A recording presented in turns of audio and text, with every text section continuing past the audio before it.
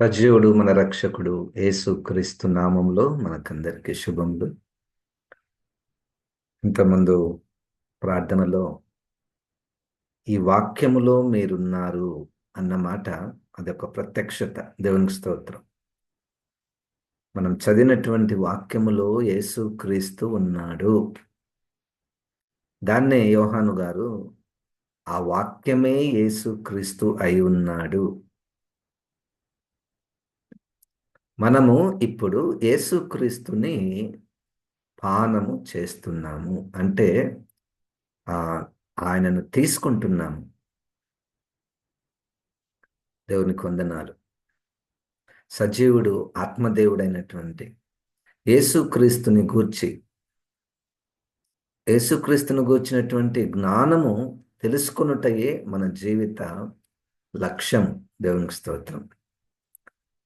31వ కీర్తన, దావీదు గారు, దేవుని భక్తుడు, పరిశుద్ధుడు, ప్రవక్త, రాజు అయినటువంటి దావీదు గారు రాసినటువంటి కీర్తన. పరిశుద్ధాత్మ దేవుడు ఈ తరమునకు ఆ మాటలను మనకు దాచి ఉంచాడు. మనము క్రీస్తు రూపంలోనికి మార్చబడుటకు ఈ వాక్యాలను ప్రభువు మనకు దయచేస్తున్నాడు.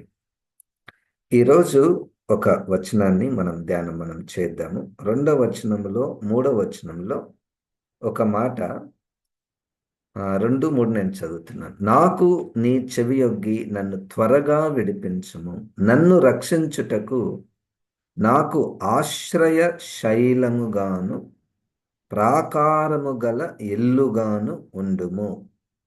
నా కొండ, నా కోట నీవే, నీ నామమును బట్టి త్రోవ చూపి నన్ను నడిపించుము. ఈ రాసినటువంటి దావీదు గారు వెళ్ళినటువంటి అనేక సమస్యలను మనము ఇదే అధ్యాయంలోను మరియు ఇతర అధ్యాయాలలోను మరియు ఇతర గ్రంథాలలోను, అంటే పుస్తకాల బైబిల్లో మనము దావీదు గారు వెళ్ళినటువంటి శ్రమలు, రకరకాలైనటువంటి శ్రమలు. ఆ శ్రమలలో ఒక 2, 3 చదువుతాను. 18, 20, 21లో 31వ కీర్తనలో ఇంతకుముందు మీరు ప్రార్థన చేస్తున్నప్పుడు ఒక మాట వాడారు. దాన్ని బట్టి దేవునికి వందనాలు. David had become an object to his acquaintances అనే పదం ఉంది. అంటే అర్థం ఏంటంటే, అక్వైంటెన్సెస్ అంటే మనకు బాగా తెలిసినటువంటి వారు మనల్ని నిందించడము, అవమానపరచడం. 18వ వచనంలో, అబద్ధికుల పెదవులు మోయబడును గాక, వారు గర్వమును అసహ్యమును అగుపరచుచు నీతిమంతుల మీద కఠోరమైన మాటలు పలుకుదురు. 20వ వచనంలో, మనుషుల కపటోపాయములు వారి నంటకుండా నీ సన్నిధిని చాటున వారిని దాచుచున్నావు. వాక్కలహము మాన్పి వారిని గుడారంలో దాచుచున్నావు. ప్రాకారం గల పట్టణంలో యెహోవా తన కృపను ఆశ్చర్యముగా నాకు చూపినాడు, ఆయన స్తుతి నొందును గాక. భీతి చెందిన వాడనై నీకు కనబడకుండా నేను నాశనం అవుతాను అనుకుంటున్నా, అయినను నేను మొరపెట్టగా నీవు నా విజ్ఞాపనల ధ్వని ఆలకించితివి. శత్రువులు రకరకాలుగా, శ్రమలు రకరకాలుగా, ఇబ్బందులు, భయాలు, కలవరాలు ఉన్నటువంటి అప్పుడు ఎప్పుడు కూడా ఇది ఉంటుంది. అయితే దానికి పరిష్కార మార్గము, సమస్యలు ఒక్కొక్కరికి ఒక్కొక్క రకమైనటువంటి సమస్యలు, కుటుంబ సమస్యలు, భార్యాభర్తల మధ్య, పిల్లల మధ్య, లేతే శరీర రీతిగా అనారోగ్యంతో, లేతే శత్రువులతో రకరకాలైనటువంటి సమస్యలు ఉన్నాయి. ఈ సమస్యలలో మనం చదువుకున్నటువంటి 2, 3, 4 వచనాలలో ఒక మాట, నా ఆశ్రయదుర్గము నువ్వే, నన్ను కాపాడగలిగినటువంటి ప్రాకారం గల ఇల్లు నువ్వే. ఈ దావీదు గారు నివసించినటువంటి కాలంలో నిజముగానే వాళ్ళు రాజులు కాబట్టి అప్పుడు శత్రువు నుండి కాపాడుకోవడానికి నిజంగానే వాళ్ళు ప్రాకారాలు కట్టుకునేటటువంటి వారు, నిజముగానే ప్రత్యక్షంగానే కోటలు కట్టుకునేటటువంటి వారు. ఇప్పుడు కూడా అక్కడక్కడ మనం కొన్ని ప్రాంతాలలో మన దేశంలో పాత కాలంలో రాజులు ఏలినటువంటి సందర్భంలో వాళ్ళు బురుజులను కట్టుకునేటటువంటి వారు. ఆ కాలంలోనే పరిశుద్ధాత్మ దేవుడు ఆయనకేం బయలుపరిచాడంటే, ఈ నేను కట్టినటువంటి ప్రాకారాలు, బురుజులు, ఆ, ఈ యొక్క ఇవన్నీ కాకుండా దేవుడే ప్రాకారము, దేవుడే నా ఆశ్రయ శైలము. ఇంగ్లీష్లో he is my rock and he is my fortress అనే పదం ఉంటుందన్నమాట. సో ఇది పరిశుద్ధాత్మ దేవుడు. అంటే ఇప్పుడు మనకు శత్రువులు అయితే ఉన్నారు, కానీ మనకు బురుజులు లేవు, మనకు కోట గోడలు లేవు, మనకు ఫోర్ట్రెసెస్ లేవు. నిజంగానే లేవు మనకు, కదండి. కానీ ఇప్పుడు మనకు పరిశుద్ధాత్మ దేవుడు ఏం మాట్లాడుతున్నాడంటే, మనము అంగీకరించిన యేసుక్రీస్తే మనకు ఆశ్రయ శైలము, ప్రాకారము గల ఇల్లు. ప్రాకారము అంటే చుట్టూ, మనం ఇంట్లో ఉంటాం, చుట్టూ ప్రాకారం ఎందుకు? ప్రొటెక్షన్. హాని జరగకుండా, శత్రువులు రాకుండా, ఈ ప్రొటెక్షన్కు మనం ప్రాకారములను మనం కట్టుకుంటూ ఉంటాం. కానీ ఈరోజు ఒక సత్యం ఏమిటంటే, దేవుడే మనకు ప్రాకారము, దేవుడే మనకు ప్రొటెక్షన్గా ఉన్నట్టు ఈ వాక్యంలో మనం చూస్తున్నాం. ఈ దావీదు గారు రాసినటువంటి మరొక కీర్తనల్లో ముందుకు వెళ్తే మనకు 18వ కీర్తనలో దావీదు గారు రాసినటువంటి చూడండి, ఇక్కడ కూడా చాలా మంది శత్రువులు మనకు అగుపడుతుంటారు. 18వ అధ్యాయములో కొన్ని వచనాలను నేను చదువుతున్నాను. 18వ అధ్యాయం 1 నుండి. యెహోవా దాసుడనే దావీదు కీర్తన. అతని శత్రువులందరి చేతిలో నుండి, సౌలు చేతిలో నుండి యెహోవా అతన్ని తప్పించిన దినమున దావీదు ఈ గీత వాక్యములను చెప్పి యెహోవాను స్తోత్రించి అతడు ఇట్లనెను. ఇక్కడ తన వ్యక్తిగత జీవితంలో తన శత్రువులు అంటే అన్య దేశాలు, వాళ్ళ రాజులు, మరియు సౌలు మొట్టమొదటి రాజు, వీళ్ళిద్దరూ కూడా తరిమినటువంటి దినమున వారి చేతిలో నుండి, సౌలు చేతుల నుండి యెహోవా అతన్ని తప్పించిన దినమున. Is it so in my life? ఇది నా జీవితంలో దేవుడు ఎప్పుడైనా తప్పించాడా? వారి ప్రయత్నాల నుండి, వాళ్ళు మనల్ని హాని చేయడానికి లేదా ఇబ్బంది పెట్టడానికి వచ్చినప్పుడు దేవుడు నన్ను కాపాడాడు. దేవునికి వందనాలు, దేవునికి స్తోత్రం, హల్లెలూయా.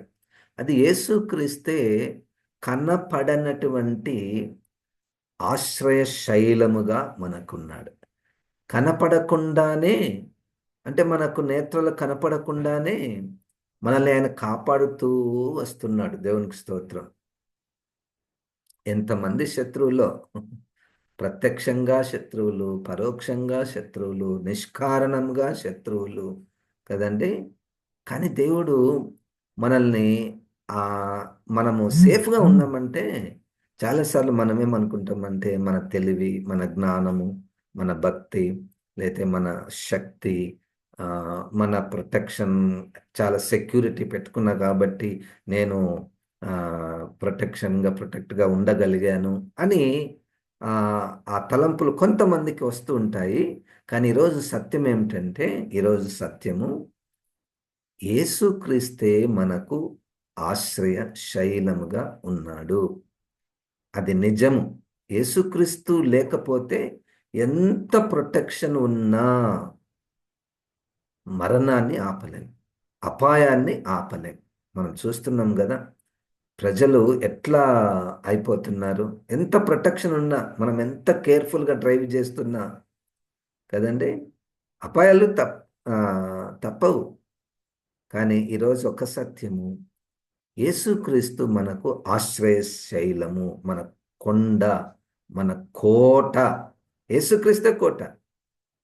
ఆత్మదేవుడు అంతటా ఆయన విస్తరించున్నటువంటి వాడు. 2వ వచనంలో, 18వ కీర్తనలో 2వ వచనం, యెహోవా నా శైలము, నా కోట, నన్ను రక్షించువాడు, నా కేడెము, నా రక్షణ శృంగము, నా ఉన్నత దుర్గము, నా దేవుడు, నేను ఆశ్రయించి ఉన్న నా దుర్గము. నా శత్రువులు నన్ను చుట్టినను, నరకపు పాశములరికాటినను, వరదవలే భక్తిహీనులు వరదవలే మన మీద పొలిన, విడువక నన్ను ఎడబాయని దేవా, విడువకుండా నన్ను వదిలిపెట్టనటువంటి దేవా, నువ్వే నా కేడెము, నువ్వే నా రక్షణ శృంగము, నా ఉన్నత దుర్గము. దేవునికి స్తోత్రం. ఇప్పుడు కూడా మాట్లాడుతున్న సమయానికి మీలో ఎవరైనా ఏ శత్రువు నుండైనా భయపడిపోతుంటే ఈరోజు ఈ వాగ్దానం తీసుకోండి. యేసుక్రీస్తు అంటున్నాడు, నేను నీకు దుర్గము, ఆశ్రయ శైలము, కోట. అంటే ఇప్పుడు మనము ఇక్కడ ఉన్నామనుకోండి, శత్రువు చాలా పెద్దగా ఉంటాడు. అసలు ఆ శత్రువుని చూస్తేనే మనకు భయపడిపోతుంటాం. శత్రువుని చూస్తేనే నేనెక్కడ వీళ్ళని జయించేది, ఇంత పెద్ద గొప్ప వాళ్ళు ఉన్నారు, అవతల వాళ్ళు చాలా మంది ఉన్నారు, దే ఆర్ మెజారిటీ, నేనొక్కనే, ఈ వీళ్ళని నేనేం చేయగలను అన్న ఆ మనసు వస్తుంది ఒక్కొక్కసారి. ఆ మనసు వచ్చినప్పుడు మధ్యలో మనకంటే ముందు నిలబడతాడు పెద్ద కోట, కొండ అయినటువంటి యేసుక్రీస్తు మనకు ముందుగా వస్తాడు. ఇప్పుడు ఈ యేసుక్రీస్తుకి ఈ పెద్దగా కనిపించినటువంటి శత్రువు చాలా చిన్న విషయం, చాలా చిన్న విషయం. అందుకని ఆ యేసుక్రీస్తుని మనం ముందు పెట్టేసుకుందాము. ఆ యేసుక్రీస్తుని ముందు పెట్టేస్తే ఇక యేసుక్రీస్తు ముందు ఏ శత్రువు నిలబడగలడండి? అందుకని యేసుక్రీస్తు, ప్రభువా, నీవు నాకు ముందుగా ఉన్నావు, నీవు నాకు ముందుగా ఉన్నావు. ఆయన మీద అన్ని విషయంలో trust in the lord, trust in the strength of the lord, trust in the protection of the lord. దేవుడు నన్ను కాపాడుతాడు. శత్రువు చూడండి, కీర్తనీయుడైన యెహోవాను నేను మొర్రపెట్టగా ఆయన నా శత్రువుల చేతిలో నుండి నన్ను రక్షించును. మరణ పాశములు నన్ను చుట్టుకొనగను, భక్తిహీనులు వరద పొర్లు వలె నా మీద పడి బెదిరింపగను, పాతాళపు పాశములు నన్ను అరికట్టగను, మరణపు ఉరులు నన్ను ఆవరింపగను. నా శ్రమలో నేను యెహోవాకు మొరపెట్టి తిని, నా దేవునికి ప్రార్థన చేసి తిని, ఆయన తన ఆలయములో ఆలకించి నా ప్రార్థన అంగీకరించెను. నా మొర ఆయన సన్నిధిని చేరి ఆయన చెవుల చొచ్చాను. ఒక వ్యక్తి సాక్ష్యం ఇస్తున్నాడండి. ఒక వ్యక్తి సాక్ష్యం ఇస్తున్నాడు, ఇదిగో నాకు ఇటువంటి శత్రువులు వచ్చారు, నన్ను చంపాలని వచ్చారు, నన్ను అవమానపరచాలని వచ్చారు, నేను దేవుని దగ్గర మొరపెట్టాను, దేవుడు నాకు కోటగా కొండగా ఉన్నాడు. దేవునికి స్తోత్రం, హల్లెలూయా. ఇక్కడ ఇంకొక పాఠం ఏంటంటే, మన యొక్క స్థితి, ఉన్నత స్థితి లేకపోతే security, it's not by our strength. అది మనం గుర్తించాలి. నేను చాలా సేఫ్గా ఉన్నాను, very good, praise the Lord. ఆ సేఫ్టీ, ఆ సెక్యూరిటీ, ఆ strength because of my Christ అని అది గుర్తించుట దేవుడు కోరుకుంటాడు. అది దేవుడు కోరుకుంటాడు మన నుంచి. ఇది యేసుక్రీస్తు వల్లనే సాధ్యము, యేసుక్రీస్తు వల్లనే సాధ్యము. యేసుక్రీస్తు ఉన్నాడు కాబట్టే ఇవన్నీ నా జీవితంలో జరిగాయి. తర్వాత ఇదే 18వ కీర్తనలో మనము 14వ వచనం చూద్దామండి. 14, ఆయన తన బాణములను ప్రయోగించి శత్రువులను చెదరగొట్టెను, మెరుపులు మెండుగా మెరపించి వారిని ఓడగొట్టెను. This is how the Lord fights with our enemy. దేవుడు శత్రువులతో ఎట్లా పోరాడతాడండి? ఏంటో ఆయనకు మెరుపులే బాణములైతాయి. మెరుపులే బాణములైతాయి. ఉరుములతో, మెరుపులతో, అగ్నితో ఆయన యుద్ధాలు చేస్తాడు. దేవునికి స్తోత్రం, హల్లెలూయా. అసలు మనకు అది కనపడదు కదా, మనకు కనపడదు. మన శత్రువుని ఎట్లా జయిస్తాడబ్బా దేవుడు. ఆ అవతల శత్రువు ఎంత భయంకరుడు, పాపి, ఘోరమైన వ్యక్తి, వాళ్ళు చాలా మంది ఉన్నారు, వాళ్ళు మారరు అని అనుకుంటాం, మనం భయపడిపోతాం. కానీ దేవుడు ఎట్టి వా ఎట్టి శత్రువునైనా 15వ వచనంలో, యెహోవా నీ నాసికారంధ్రంలో ఊపిరిని నువ్వు వడిగా విడువగా నీ గద్దింపునకు ప్రవాహముల అడుగు భాగములు కనపడెను, భూమి పునాదులు బయలుపడెను. ఏమి దేవునికి సాధ్యము కాదండి. ఊపిరితో ఉమ్, ఊపిరి ఊపిరి ఇట్లా ఇస్తేనే ఆ సముద్రపు అడుగు భాగాలు కనపడతాయి, అంత బలముతో.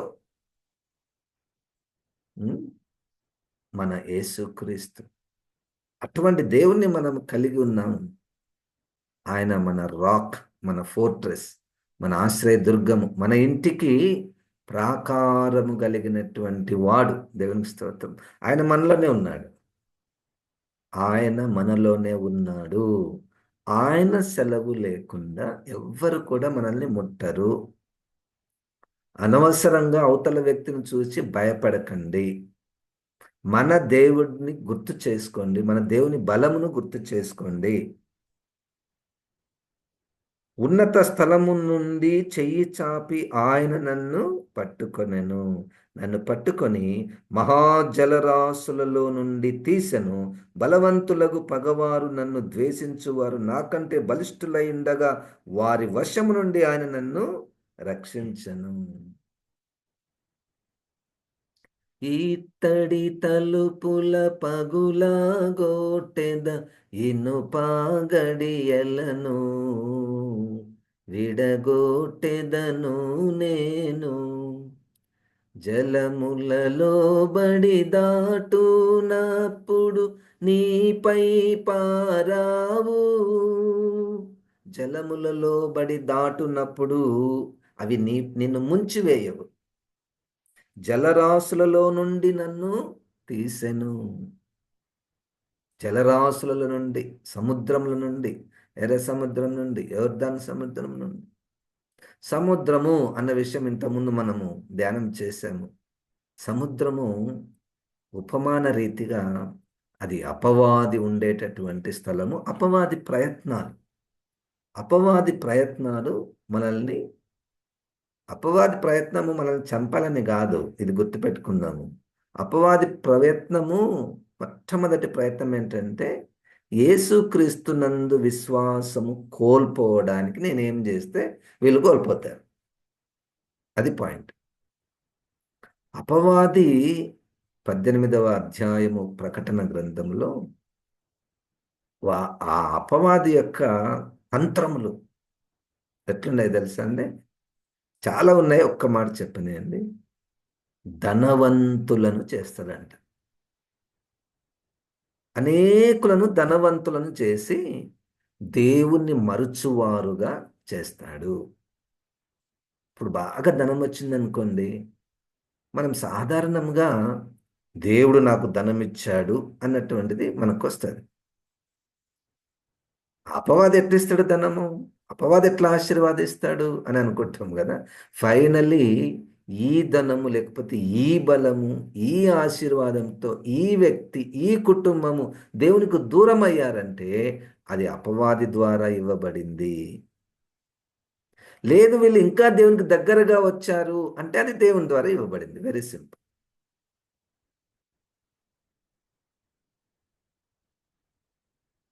దావీదు గారు తన జీవితంలో దేవుణ్ణి చాలా దగ్గరగా చూచినటువంటి వ్యక్తి. ఆత్మ ఆత్మలో ఆత్మతో పరిశుద్ధాత్మతో నింపబడినటువంటి వ్యక్తి అని మనకు అపోస్తులు గుర్తించారు. 18వ వచనం, ఆపత్కాలమందు వారు నా మీదికి రాగా యెహోవా నన్ను ఆదుకొనెను. యెహోవా నన్ను ఆదుకున్నాడు. నన్నే అమ్మో చంపడానికి వచ్చారు. వారు నా మీదికి రాగా యెహోవా నన్ను ఆదుకొనెను. విశాలమైన స్థలమునకు ఆయన నన్ను తోడుకొని వచ్చెను. నేను ఆయనకు ఇష్టుడను గనుక ఆయన నన్ను తప్పించెను. ఇది మూడవ పాఠం. ఎందుకు ఇన్ని ఇంత కాపుదల, ఇంతగా నన్ను సేవ్ చేశాడు, నన్ను ప్రొటెక్ట్ చేశాడు, ఆ శత్రువు నుంచి నన్ను తప్పించాడు. ఎందుకు? నేను ఆయనకు ఇష్టుడను. ఇదే మాట ఇంకొక మెట్టు పై భాష. నేను ఆయన హృదయానుసారుడను. ఇది మిస్ అయ్యి కొంతమంది ఫస్ట్ డే దేవుడు కాపాడతాడు, దేవుడు నాకు ప్రొటెక్షన్ ఇస్తాడు, దేవుడు వాగ్దానాలు మనం తీసుకుంటాం కదా. నేను ఇది మొదలుకొని నిన్ను దీవించదను, కాపాడేదను, నీకు ప్రాకారంగా ఉండేదను, నీకు కొండగా ఉండేదను, కోటగా ఉండేదను. అవన్నీ ఎవరికి అనుకుంటున్నారు? దేవునికి ఇష్టులైనటువంటి వారికి. దేవునికి స్తోత్రం, హల్లెలూయా. నన్ను చూస్తే సాధారణంగా మనం ఎవరిని ఇష్టపడతామండి? ఎవరిని ఇష్టపడతాము? బాగా చదువుకుంటున్నటువంటి వారు అనుకోండి, లేకపోతే బాగా అందంగా ఉన్నటువంటి వారు అనుకోండి, లేదా మంచి జ్ఞానం కలిగినటువంటి వారు ఉన్నారనుకోండి. మనకు కొంత క్రైటీరియా ఉంటుంది. వారిని చూస్తే మనం చాలా ఇష్టపడతాం. ఆ! ఇక్కడ దేవుడు హృదయాన్ని చూచినప్పుడు, ఈ వ్యక్తి నన్ను ఎంతగా ప్రేమిస్తున్నాడు, నన్ను ఎంతగా ఇష్టపడుతున్నాడు, నా వాక్యలను పాటించడానికి ఎంతగా ఇష్టపడుతున్నది అని చూచినప్పుడు కనపడిందనుకోండి. అది దేవుడు మన మీద చూపించే ఇష్టం. అపోస్తలులు కూడా, మా యోహాను గారు, నా పిల్లలు సత్యమును అనుసరించి నడుచుకొనుట నాకు తెలిస్తే అది నాకు చాలా ఇష్టం, సంతోషం. ఎప్పుడు నా పిల్లలు అంటే నాకు ఇష్టము, నా పిల్లలు సత్యమును అనుసరించి జీవిస్తుంటే నాకు సంతోషం. అది నా విషయంలో అయితే చెప్పలేను.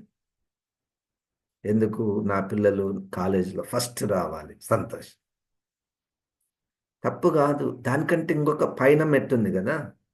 ఏంటది? సత్యమును అనుసరించి నడుస్తున్నారా?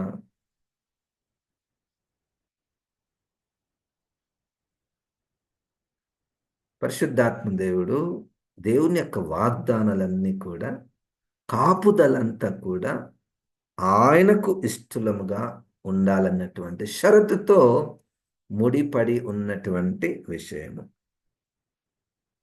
20వ వచనంలో, నా నీతిని బట్టి యెహోవా నాకు ప్రతిఫలమిచ్చెను, నా నిర్దోషత్వమును బట్టి నాకు ప్రతిఫలమిచ్చెను. ఎందుకు ప్రభువా నాకు కోటగా ఉన్నావు, నా శత్రువుల నుంచి విడిపించావు, ఇంత ప్రాణాపాయం నుంచి నన్ను తప్పించావు అంటే, ఒక భాగం ఏంటంటే తాను నిన్ను ప్రేమిస్తున్నాడన్న విషయం నువ్వు గుర్తుపట్టడానికి, గుర్తుపట్టి దేవుని యొక్క ప్రేమను తెలుసుకోవడానికి. ఇప్పుడు దావీదు గారు అవన్నీ దాటొచ్చేసాడు. దేవుడెవరో దావీదు గారికి తెలుసు. ఇప్పుడు మనమందరం కూడా యేసుక్రీస్తుని అంగీకరించినటువంటి వారమే. మనము ఎంత నీతిగా, ఎంత దేవునికి ఇష్టముగా జీవిస్తూ ఉంటే అంత ప్రతిఫలము, అంత కాపుదల దేవుడు మనకి ఇవ్వడానికి ఇష్టపడతాడు. యెహోవా మార్గములను నేను అనుసరించుచున్నాను, భక్తిహీనుడనై నేను నా దేవుని విడిచిన వాడను కాను. యెహోవా మార్గములను నేను అనుసరించుచున్నాను. అది ఆయన ఒక నిర్ణయం. దావీదు గారు, యెహోవా మార్గములను నేను అనుసరించుచున్నాను. యేసుక్రీస్తు మార్గాన్ని వింటాను, చదువుతాను, బోధిస్తాను, అనుసరిస్తాను. ఈ లాస్ట్ పదం లేదనుకోండి. ఈ లాస్ట్ పదం లేకపోతే మొదటివన్నీ కూడా వ్యర్థమవుతాయి. ఎప్పుడొకొకసారి ఈ వాక్యాలు అనుసరించుట కొరకే, ఈ వాక్యాలు మనము జీవించుట కొరకే. ఇంతసేపు నేను బోధిస్తే అనుసరించకపోతే ఏం లాభం అండి? ఇంతసేపు మీరు కష్టపడి ఆ, వింటుంటే అనుసరించకపోతే, అంటే ఆ మనసు పరిశుద్ధాత్మ దేవుడే ఇస్తాడు అంతే. దేవునికి స్తోత్రం. వింటూ వింటూ వింటూ ఉంటే విశ్వాసము పుట్టి పరిశుద్ధాత్మ దేవుడు మన మంచి హృదయాన్ని, మనము ఎట్లా వాక్యాన్ని వింటాము, ఈ వాక్యం ద్వారా దేవుడు నా జీవితంలో ఏదైనా మారు మనస్సు ఆ, ఇస్తాడేమో అన్న మనసుతో, భయభక్తులతో వాక్యాన్ని మనం వింటాము. అది పరిశుద్ధాత్మ దేవుడు చూచి